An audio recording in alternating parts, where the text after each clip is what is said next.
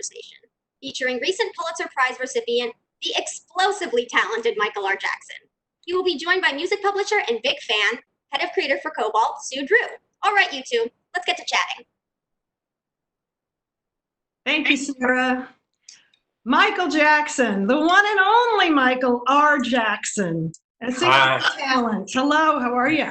I'm good. How are you, Sue? I'm doing great. I'm happy to have this opportunity to talk with you. Sarah's not wrong. I'm a huge fan. I had the opportunity to see A Strange Loop last summer, and I walked out of that theater gobsmacked. I couldn't talk. I was just so blown away by the power that it brought. And so I'm really thrilled to be able to talk about that.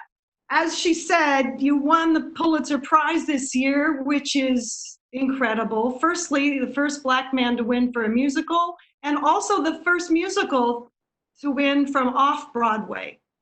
And I think that's just astounding. And when was it off? The first to win off-Broadway that didn't have a Broadway transfer announced. Okay, yeah. Right. We'll get to that too. Maybe that'll be coming down the line.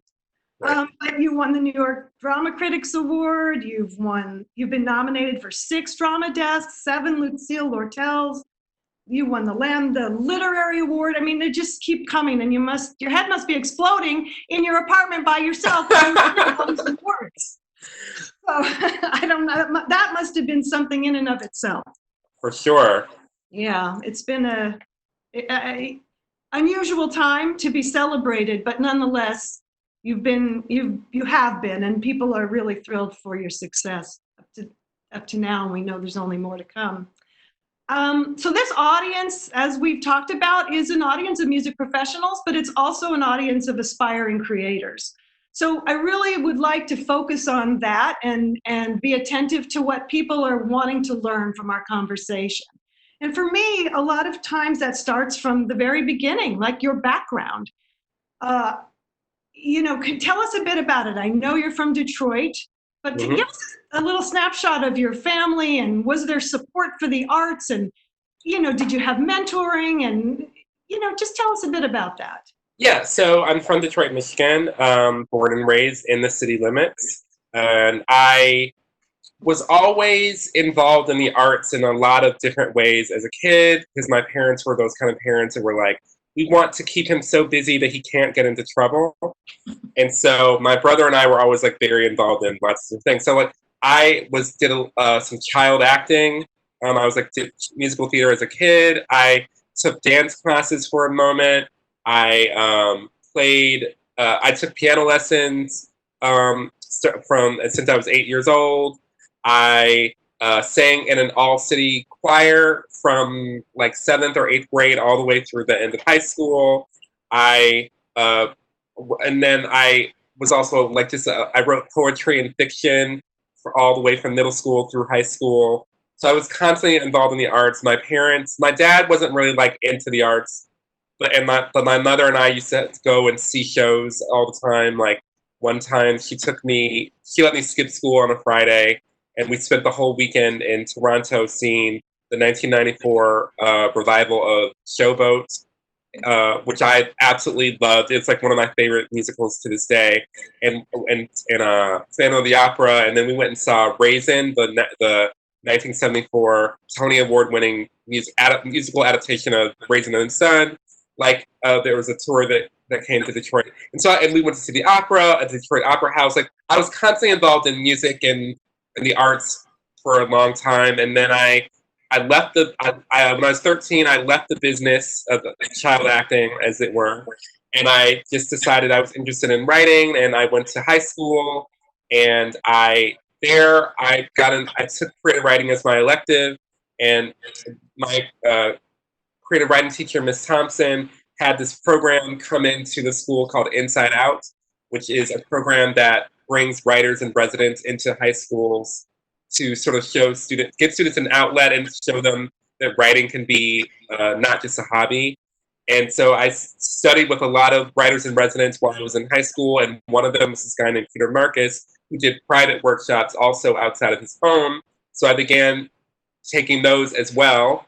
And then he sort of was the first teacher of mine to be like write dangerously and not just sort of cookie cutter Maya Angelou poems, which is what I sort of had been writing up until that point. And I just got more, and I was writing, I got some stuff printed in some literary magazines. I went to the Michigan Youth Arts Festival every year. Was very, and Miss Thompson, my teacher, was the first person to tell me that I could pursue writing as a career if that's what I wanted. And so that's what I did. And I set a plan. So then, of course, my natural plan was to move to New York City and go to Columbia and be with on the quad with my white friends, which is at that time was very important at Columbia. And then I went to visit Columbia during my spring break, and I was called my parents, and they read me my Columbia rejection letter. Oh. And I was I was utterly devastated. And then they read me my NYU acceptance letter, which I had forgotten that I'd even applied to into the dramatic writing program. And so I was like, all right, well, I'm here in New York. I'll go and visit it. So I went down and I visited the campus. And I was like, oh, there's not really a campus, but it's New York. And maybe I can convince my parents to let me go here. And I went back home and I somehow convinced my parents to take out an incredibly large student loan, and me as well, to go to NYU to study playwriting, although my plan was to write for soap operas. And so, because I was a big soap fan since I was a little kid, and I wanted to be the head writer of One Life to Live. So I got to NYU to study playwriting, and that they give you a choice at NYU, at least at that time, of you start off generally, and then you sort of branch off into TV writing or film writing, screenwriting, or playwriting. And I sort of fell in love with playwriting and theater. But meanwhile, I was still doing my internships at All My Children in the production office, ABC Daytime at the network, and then after I graduated from NYU, I was applying for jobs and applying to grad schools, and it got down to I had interviewed for a job at CBS Daytime, and then I had applied to NYU dramatic writing or NYU graduate musical theater writing, and I didn't get the CBS job, but I got into the grad program for musical theater writing. And so if I'd gotten that job, I wouldn't be a musical theater writer today, period. No, so you'd probably be at the top of the heap of the soap. Well, no, because all those shows got canceled. Except for the LA ones, but those go through Sony, I believe, and not CBS Daytime. So, and then I started studying musical theater writing just as a book writer and learning how to write lyrics. And then lyric writing ended up being a really good container for the kind of writing that I had been doing even in high school. And so by the end of the first year, I had an idea about song form, because when I was in high school and in middle school, I used to try to make up songs on the piano all the time, because I played for the choirs at church, and at church that was a lot of just improvising and just knowing what the chord changes were, but I didn't understand song forms, and so I never could get the words to go to the music when I was growing up. But then once I got to the end of that first year of grad school and knew what song form was, it gave the musical idea somewhere to go. And then it just so happened that a teacher gave our class an assignment that said, if you're a lyricist who's never written music or a composer who's never written lyrics, go for it. So I decided to try my hand at setting my own lyrics to music. And the song that came out of that was a song called Memory Song, which ended up being In a Strange Loop, though at that time it was just a standalone thing. And is that song in its pure form the way you wrote it then, or has it changed? I did. It stayed the same. Musically, it's always been the same. Mm-hmm. But lyrically, I made a bunch of adjustments to it over the years. And then also, it was originally a solo, and then I added other voices to it because a friend of mine in school wanted to do a recording. So we just experimented with adding background vocals, and that sort of inspired other things. It was a song that really, changed a bunch. I actually need to dig up that original demo someday. I have it somewhere, and people should hear where it began as to where it ended up in the show. Especially since in the beginning, it just literally was just a song for me. Exactly. And so then I played the song for my class, and it went over really well. And I was encouraged to continue writing my own music, even though for my thesis project, I was going to be paired with a composer collaborator and work on our thesis. And so I just kept writing songs on the side, and more of them just kept coming, and I kept being encouraged about the music, and just over time, more people came to know me as a composer than a book writer, even though I didn't have a composition degree. I'm not like the greatest pianist at all, and I came to New York to become a playwright, to become a soap opera writer. Whew, thank you for that. Sorry. That's a big overview of like the first, that's like from 0 to like 22. That was like that was that chunk of the story. Okay, well, we're going to slot in a couple things in those years. The first being Showboat, being one of the first musicals you ever saw. I mean, that is incredible to now have a strange loop, racial tensions, issues. I mean, it's amazing. And our dear friend Michael Kirker told me that he believes the very first production of Showboat used the N-word. And so it's the interesting thing to me about Showboat is that like here's the thing like that I always try to like explain to people about me as a writer or whatever, is that I'm not only a maker of musical theater, I'm also a consumer of it. And so like when I was 12 or 13 years old watching that show, what I saw was grandness, big music, lot of huge orchestra pit. And then I saw this Black character, Julie, who was to my Black eyes, from my Black consciousness, was being mistreated. And who I felt something for that mistreatment. I felt like what happened to her character was not fair. And it seemed to me that the point of view at that time of the musical was trying to communicate that like what is happening to this Black woman is not fair. And I was impressed as a 12-year or 13-year-old Black kid who had like a Black consciousness and a Black creative consciousness at the idea that you could on stage in a musical represent that kind of emotion. Now, as an older person, I'm obviously able to look at Showboat with like, and as someone who studied musical theater writing, who's able to look at something like Showboat with more critical eyes. And like, if I were able to, interview Edna Ferber, I would ask her lots of questions. And if I were able to interview Jerome, it's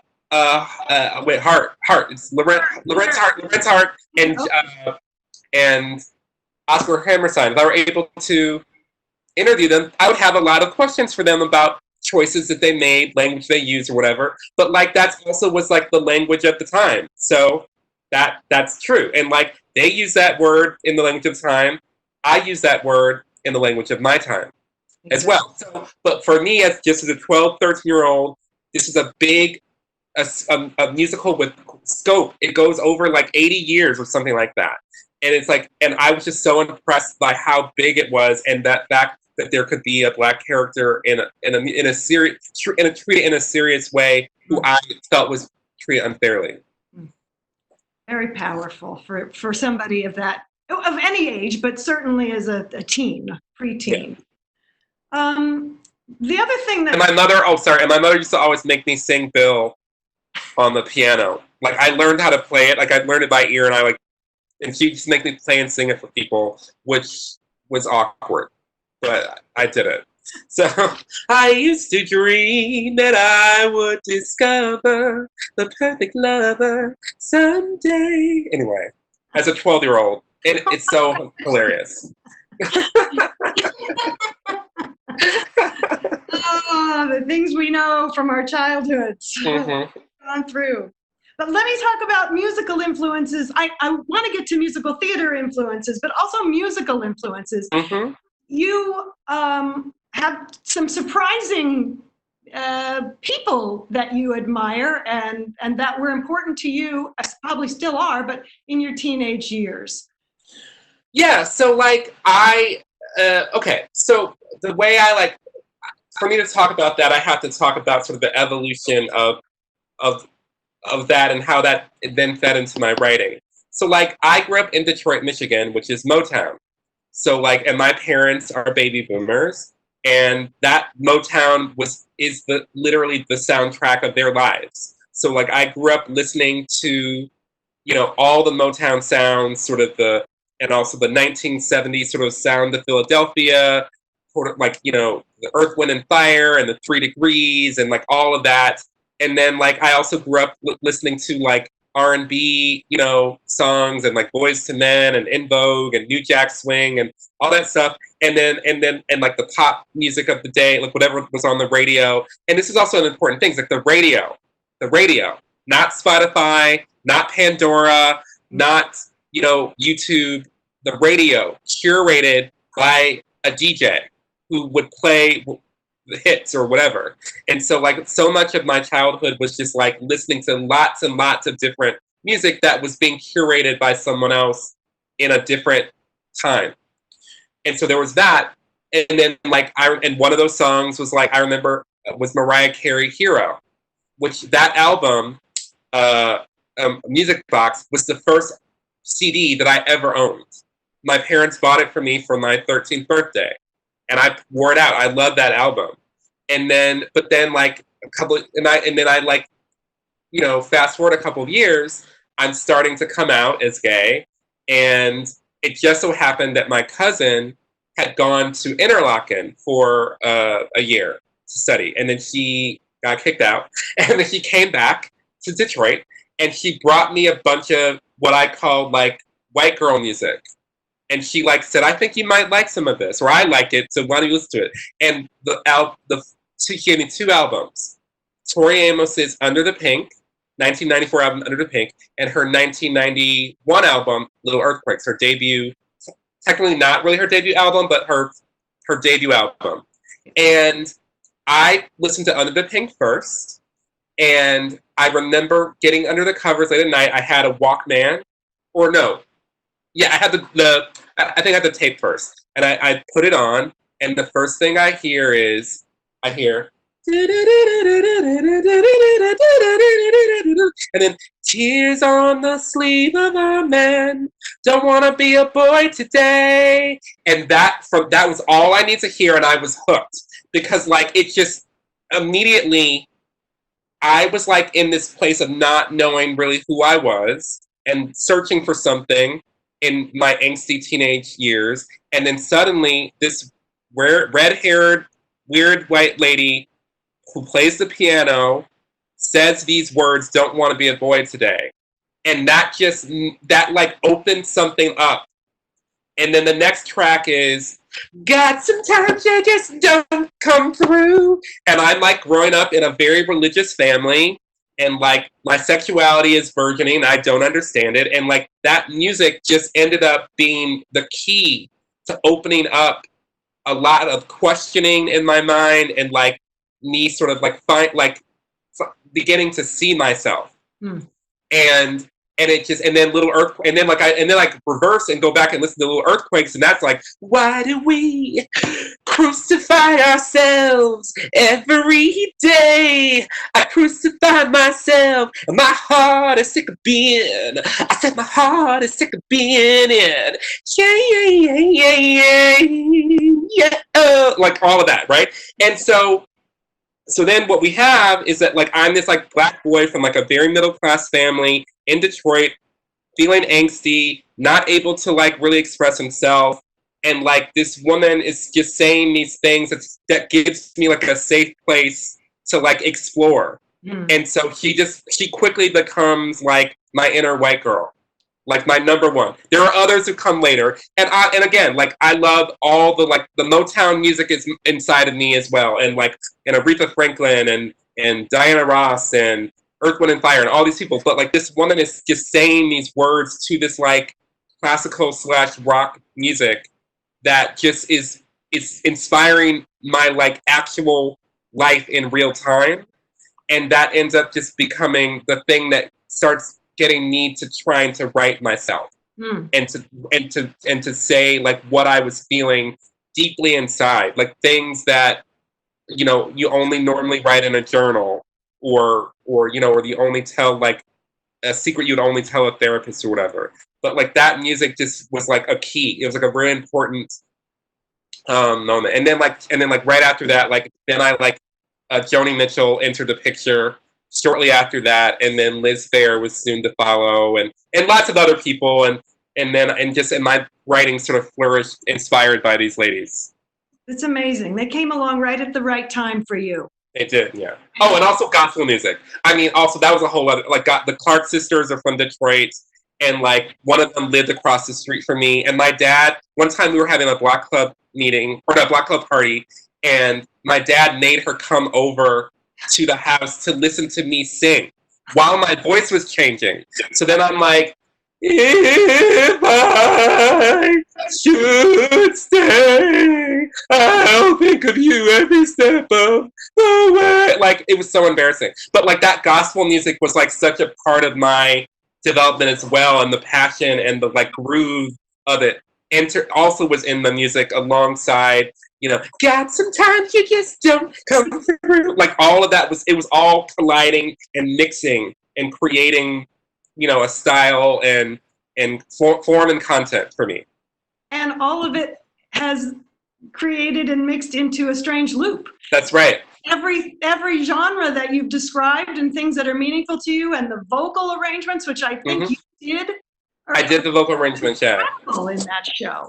So why don't we talk about a strange loop? Sure. All right. You refer to it as self-referential, autobiographical. That's right. Then I take that to mean bits of it are coming from your life or your experience or things you've witnessed or. Well, the reason why I make that distinction is because, to me, saying something that's autobiographical sort of suggests that there's a 1-to-1 ratio of what happened in one's life and what's on stage. Mm-hmm. And that's just not really accurate to describe the story. I did draw from personal experience to write it, but I also made fiction out of a lot of things. More than anything, it's emotionally autobiographical. All the things on the stage didn't happen in the way that they might have happened in my life, but I have felt everything that the main character Usher feels. And that was what I really wanted to represent, because the show is so much about self-perception that I needed to be able to put the audience in the position of both seeing him from the outside and from the inside out. And I think you do that so well that we all see ourselves in different aspects of Usher's character. Yeah, I wanted to, just because once I knew that the show was going to be going to Playwrights Horizons, I knew what that audience would most likely look like.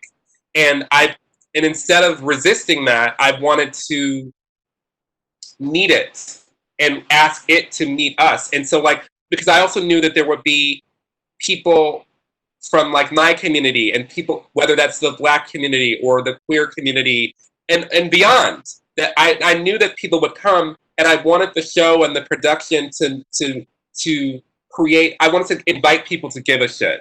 That's what I told my director, that and so that meant that I wasn't going to be antagonistic about the fact that I'm a Black queer writer and I'm centering Black queer characters. I wanted to I think that that's something that everyone has something to learn from. And also there are going to be things in that show, the way it's written, that white audience members are going to be uncomfortable with.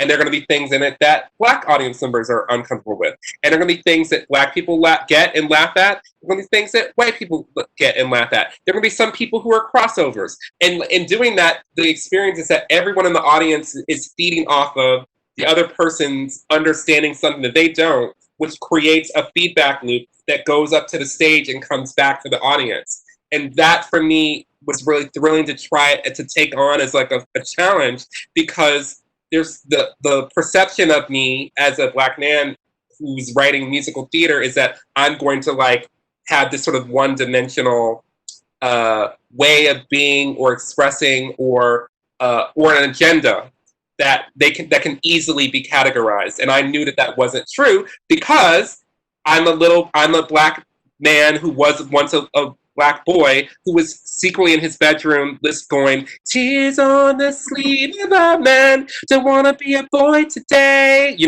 but also being fuck the police, it's coming straight from the underground, all of it together. That's what it's like to be a Black man, or to be this Black man, or to, you know what I mean? And that's what the show is.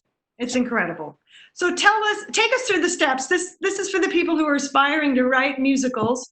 I mean, you wrote Memory Song. That became the first song really for the show, even though it's written maybe, how many, 15? That song was written in 2004.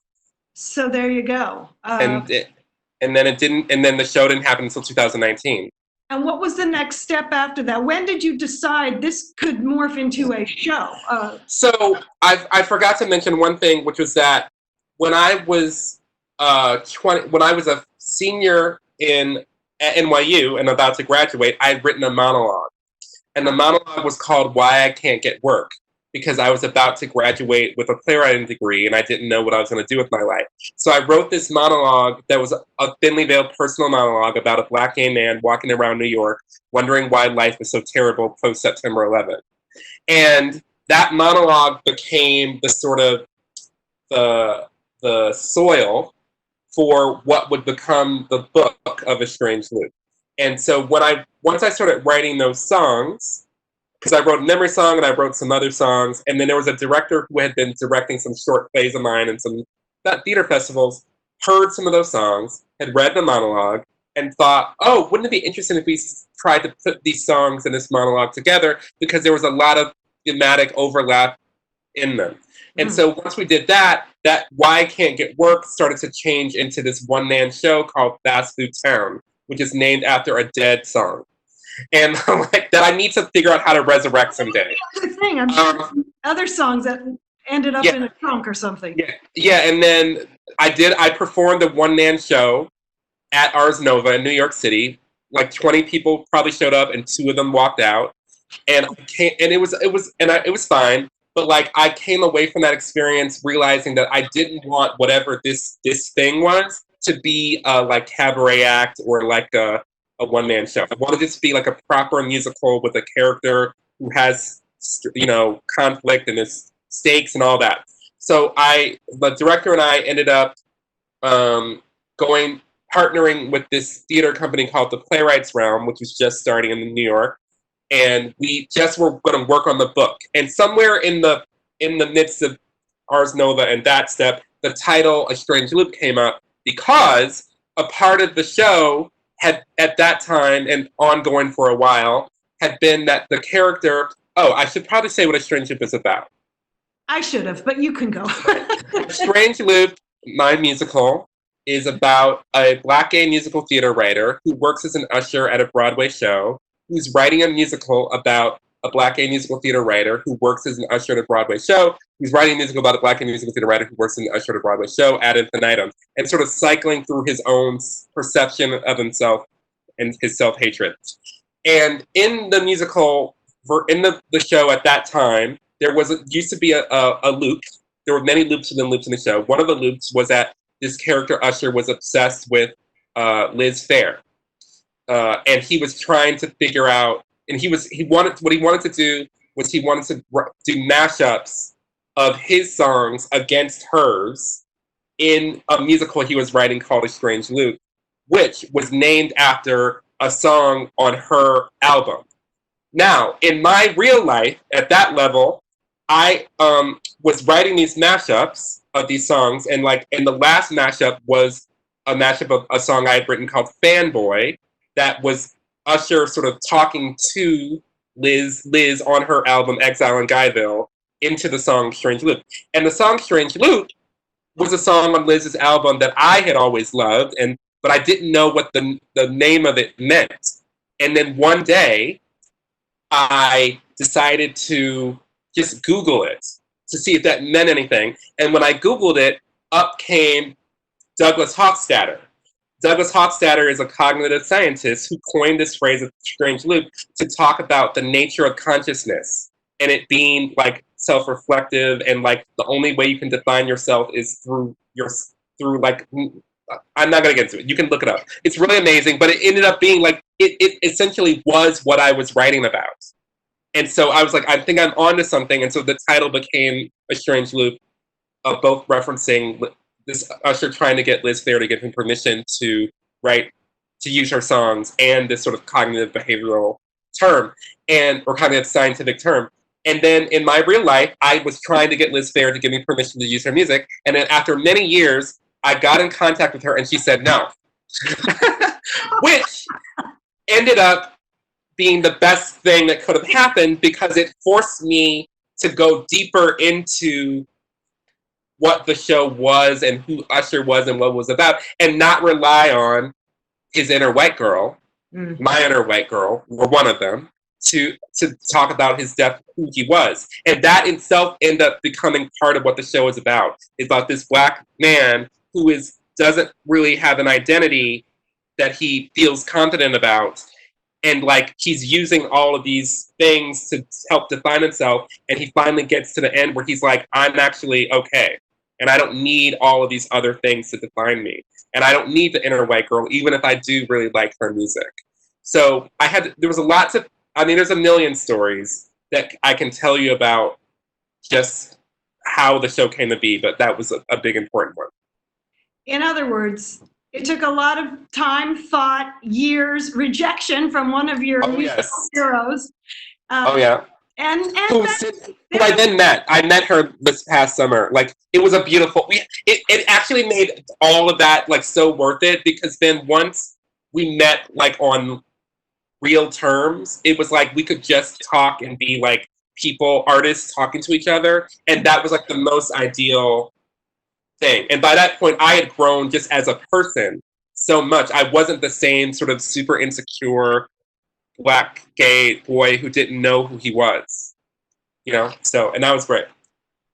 It's fantastic. It closed that loop, didn't it? It did close that loop. I met her. We had a great conversation. Yeah. And that's awesome.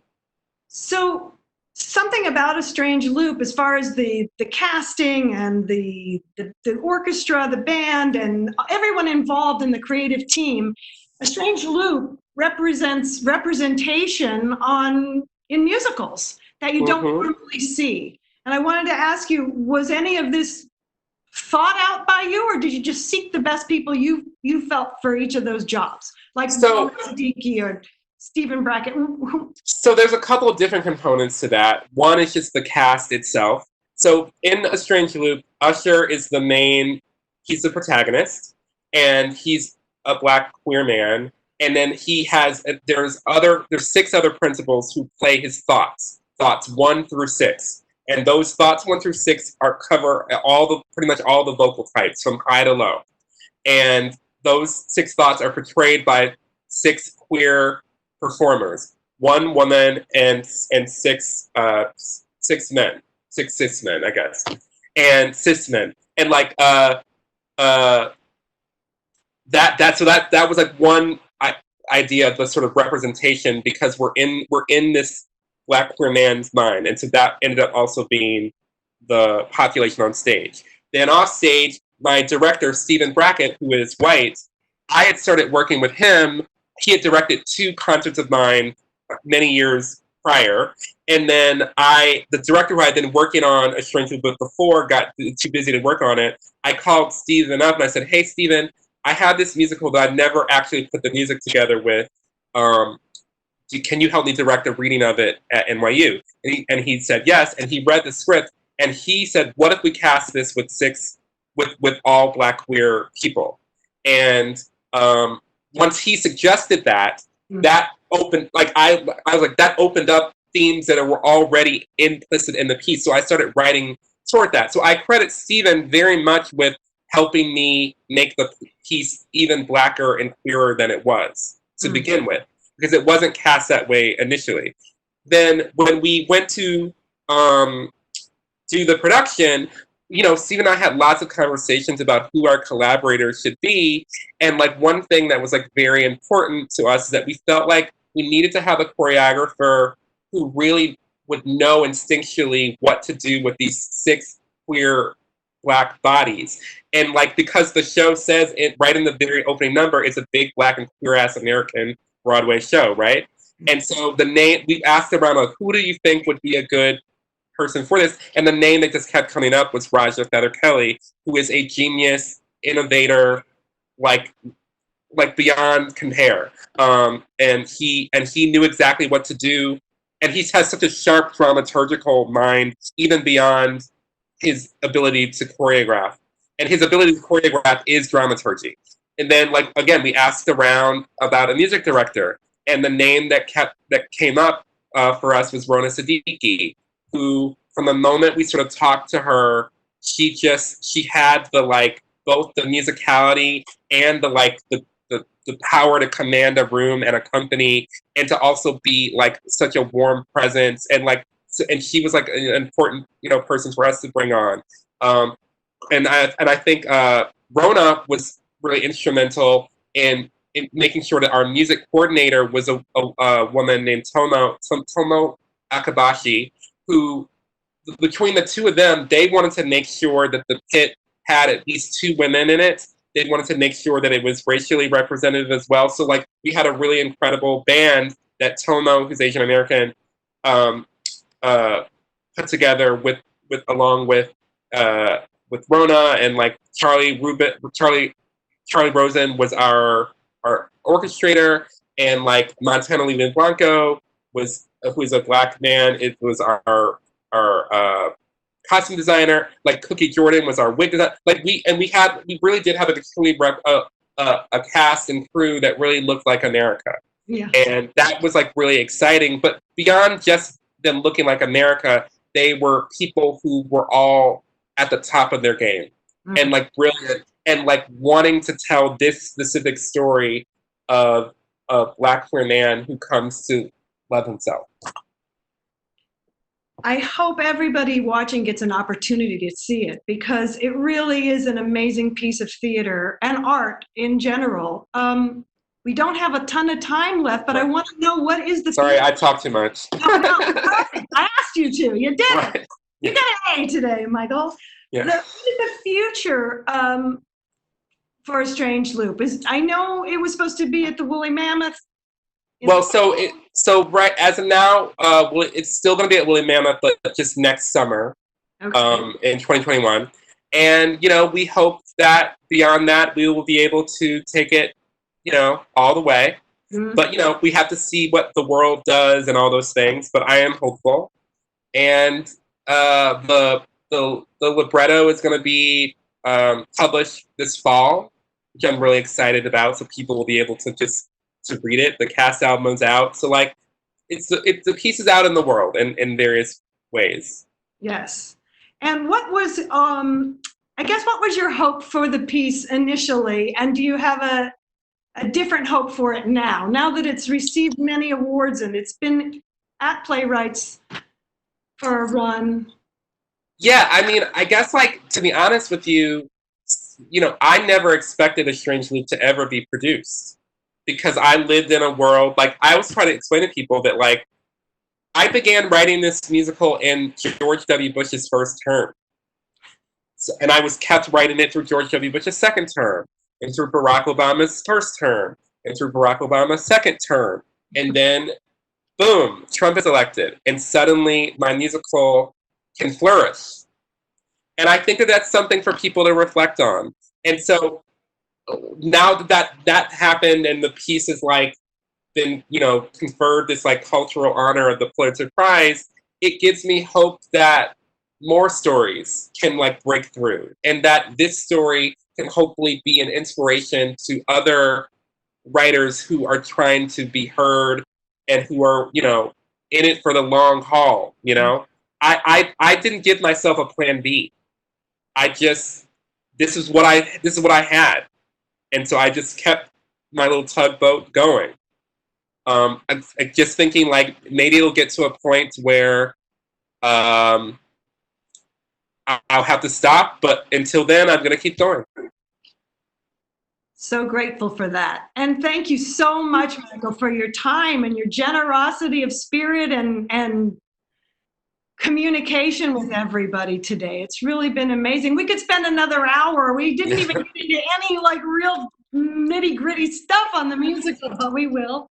Oh, yes. Thank you so much for having me. I'd like to echo that. We can't thank you enough. That was absolutely delightful. Thank you, Sue, as well. And Michael, I have to say, I look forward to your EGOT party, even though I'm sure you'll get to do it.